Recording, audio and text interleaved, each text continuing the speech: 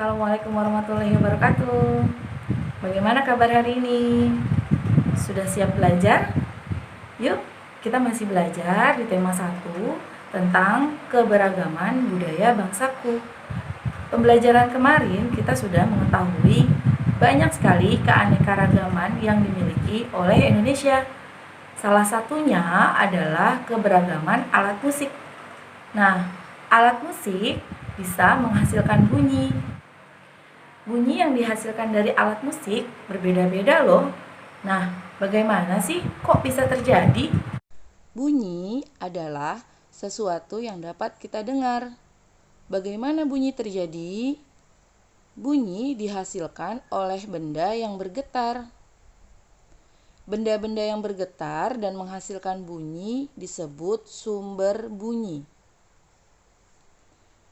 Coba lakukan percobaan berikut ini. Kalian punya penggaris kan? Penggaris yang panjang. Letakkan penggaris plastik secara memanjang di tepi meja. Coba dilihat gambarnya. Separuhnya di meja, lalu separuhnya lagi keluar dari meja. Yang kedua, tekanlah penggaris di permukaan meja, kemudian simpangkan ujung penggaris yang lain. Lalu lepaskan simpangan itu dan perhatikan apa yang terjadi pada penggaris. Tentu saja, setengah bagian dari penggaris yang tidak berada di meja atau di luar meja akan bergetar. Nah, penggaris plastik yang digetarkan akan menghasilkan bunyi. Terjadinya bunyi karena adanya getaran dapat juga kita temui pada gitar. Gitar adalah alat musik yang dimainkan dengan cara dipetik. Sebelum dipetik, gitar tidak akan berbunyi. Ketika dipetik, senar gitar akan bergetar. Getaran sinar gitar menyebabkan udara di sekitar ikut bergetar. Getaran tersebut menyebabkan energi bunyi di udara. Energi bunyi merambat di udara hingga ke telinga kita. Adanya energi bunyi menyebabkan gendang telinga bergetar. Getaran tersebut diterima oleh syaraf dan diteruskan ke otak. Pada saat itulah terdengar bunyi. Namun, ketika senar berhenti bergetar, bunyi tidak lagi terdengar. Hal itu membuktikan bahwa bunyi terjadi karena adanya getaran. Lalu, percobaan yang lainnya juga bisa loh. Coba kalian pegang tenggorokan kalian, lalu kalian berteriak, "Ah!" Apa yang kalian rasakan? Ya, betul. Ada getaran pada tenggorokan kalian. Getaran itu berasal dari pita suara yang ada di tenggorokan kalian. Bunyi adalah sesuatu yang dapat kita dengar. Hampir setiap hari kita mendengar bunyi. Coba kalian dengar. Di sekitar kalian ada bunyi apa saja ya? Banyak sekali. Misalnya ada bunyi peluit. Syarat terjadinya bunyi ada 3, yaitu pertama, adanya sumber bunyi. Masih ingat apa itu sumber bunyi? Ya, sumber bunyi adalah benda-benda yang bergetar dan menghasilkan bunyi.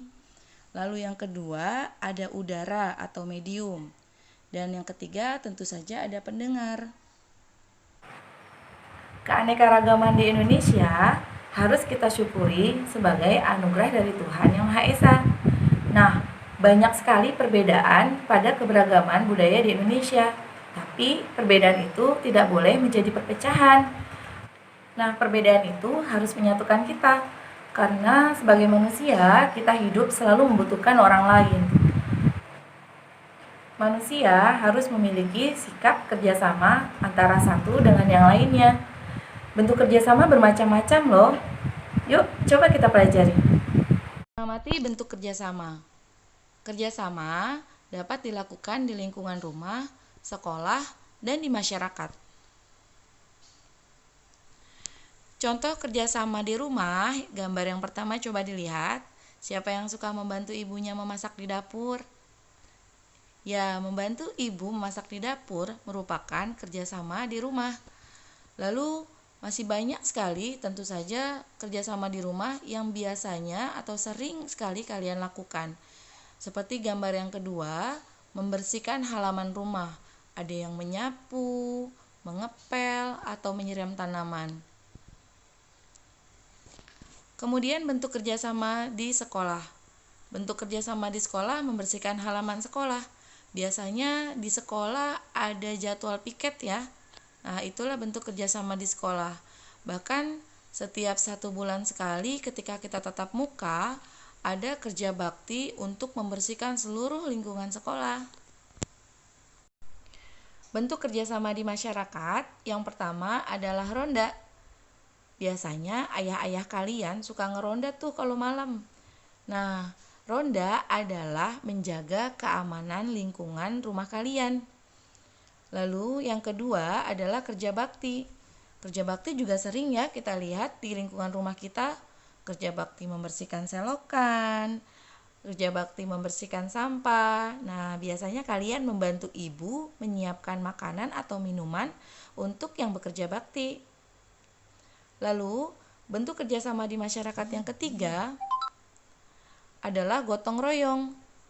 Gotong royong bisa bermacam-macam, bisa saling membantu untuk membangun pos kamling, untuk membangun jembatan, untuk membangun sekolah, dan lain-lain. Nah, semua itu adalah kerjasama di masyarakat. Tugas kalian hari ini adalah yang pertama, buku tema halaman 9 menuliskan alat musik tradisional. Yang kedua, buku tema halaman 14 menuliskan bentuk kerjasama di rumah. Yang ketiga, buku tema halaman 16 menuliskan bentuk-bentuk kerjasama di sekolah. Dan yang terakhir, buku tema halaman 17 menuliskan bentuk kerjasama di masyarakat.